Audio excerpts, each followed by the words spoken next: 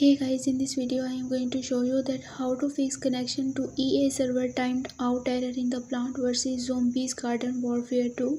So I will show you the 6 methods to solve this error. I hope one of them will work for you. In our first method, you just need to open your down detector. Once you open it, you will find here EA. You have to just check that if the server of the EA is down, then you have to just wait for some time, about 24 to 48 hours, and your problem will be fixed by itself. Now moving to our second most effective method, you just need to check your internet connection that it is stable or not.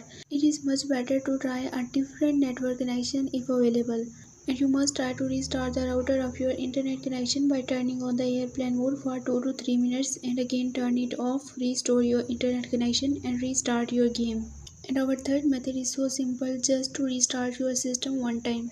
In some cases, it is more effective method to solve your error, so you must try this method as well.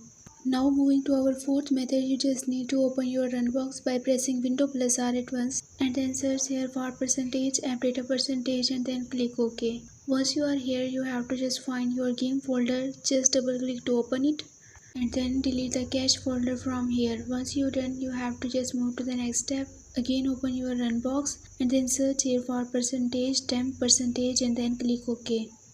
And from here you have to just select all the files and the folders and then right click here and then click on the delete. Basically these all are the temporary junk files. You just need to delete all of these files. Don't worry, these all are the temporary files. You just need to delete all of these files. If some of the files are not deleting, then you have to just leave them. And now restart your game again. Hopefully your problem will be fixed.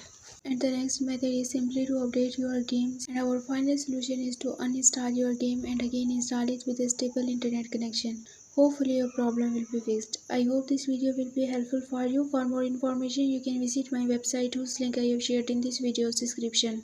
So give this video a big thumbs up and also subscribe my channel. Let me guide. Don't forget to leave a comment below. Thanks for watching.